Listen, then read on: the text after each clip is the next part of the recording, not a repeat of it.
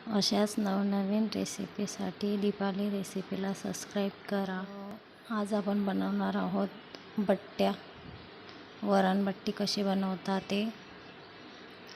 तर इथं बघा बट्ट्या कशा बनवल्या आहेत ते आपण सुरुवात करू। तर इथे मी पीठ घेतलं आहे, मका आणि गहू दळून आणले आहे आणि पीठ असं म्हणजे जाडसर पाहिजे आहे। तर मी पूर्ण गाळून घेते आहे की जो कोंडा असेल तो निघून जाईल। आणि त्यामध्ये आपण ओवा टाकूया। तर ओवा छान असा हाताला रगडून घ्यायचा, म्हणजे त्याचा छान वास। तर हाताला असा रगडून ओवा टाकायचा आहे। ओवा आपल्याला जेवढा लागेल तेवढा घ्यायचा आहे।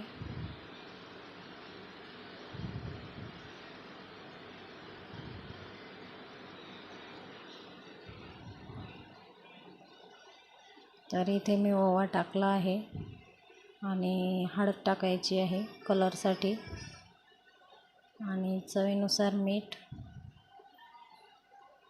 आणि तीळ। तुम्हाला आवडत असेल तर टाकायचे तीळ, नाहीतर नाही टाकायचं। तेल टाकायचं म्हणजे तेलाचं मोहन दिलं त्याला की बट्ट्या छान अशा मऊ आणि कुरकुरीत होतात। तर भरपूर मी तेल टाकून घेतलं आहे आणि पूर्ण मिक्स करून घ्यायचं आहे। अशा हाताने रगडून घ्यायचं आहे, म्हणजे जे गोडे गोडे बनतात ते पूर्ण मिक्स। बघा किती छान कलर आला आहे। आता आपण याला पाण्याने भिजवून घेऊया।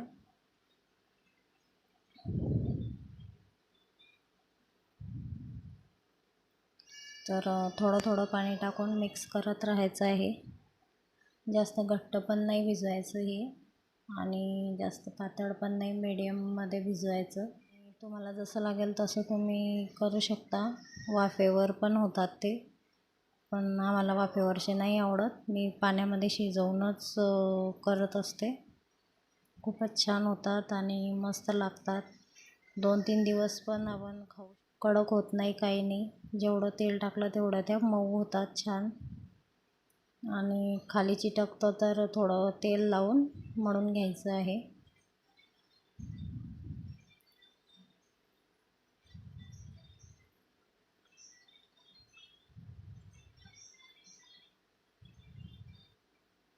तर बघा इथं आपलं पीठ भिजलं आणि आपण आता त्याचे गोल गोल हे करूया। तर मी इथे एक उंडा घेतला आहे आणि तो छान असा मळून घ्यायचा आहे हातावर, नाहीतर परातीत पण करू शकतो आपण।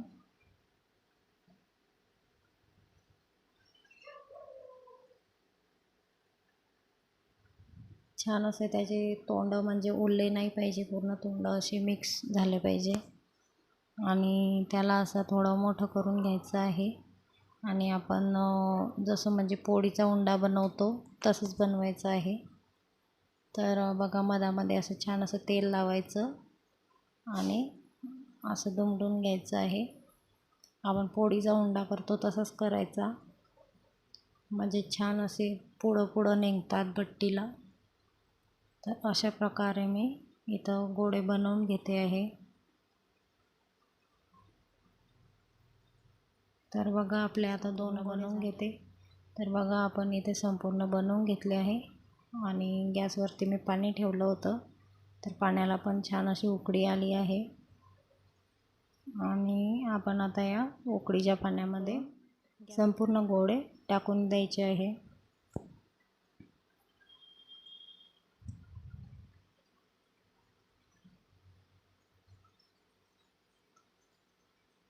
याला शिजायला काही जास्त वेळ नाही लागत, लगेच शिजता। आणि म्हणजे शिजले की ते पूर्ण असे वरती येऊन जातात, तर समजून जायचं की आपले बट्ट्या शिजल्या आहे म्हणून। तर याच्यावरती आपण झाकण ठेवून शिजवून घेऊ। तर बघूया आपल्या बट्ट्या शिजल्या का नाही। तर बघा 15-20 मिनिटातच आपल्या बट्ट्या कशा झाल्या आहे, पूर्ण अशा वरती आल्या आहे फुगून। आणि तुम्हाला जर नाही समजलं तर तुम्ही त्यामध्ये चाकू घालून पण बघू शकता।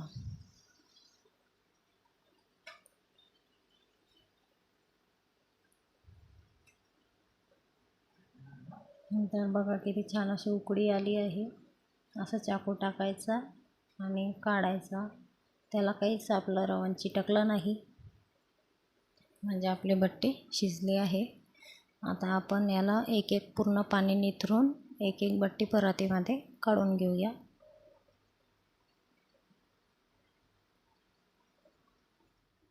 आणि इथे बघा मी संपूर्ण बट्ट्या परातीमध्ये काढून घेतल्या आहे आणि त्याला आपण थंड होऊ देऊ, मग छान असे त्याचे तुकडे करूया. तर बघा आता बट्ट्या आपल्या थंड झाल्या आहे. तर मी याला असं कापून घेते आहे.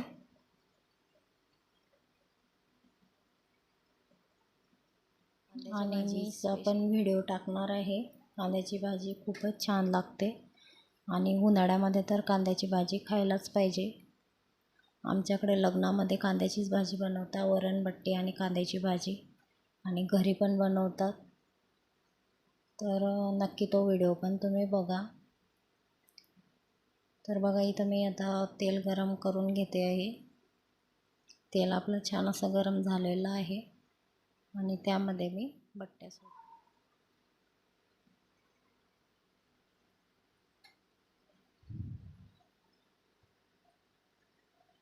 तर छान अशा खालीवरती करून घ्यायचे आहे, म्हणजे लालसर झाल्या पाहिजे आपल्या बट्ट्या आणि तेलामध्ये चांगल्या फ्राय झाल्या पाहिजे.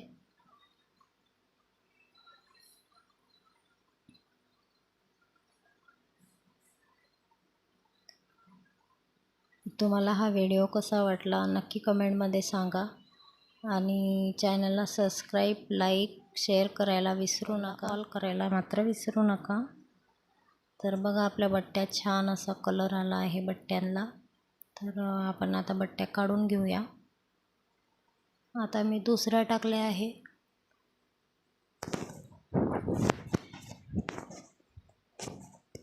मी पूर्ण बट्ट्या तळून घेते आहे पटापट. तर कलर बघा किती छान दिसतो आहे आणि हे बघा आपल्या बट्ट्या तयार आहे.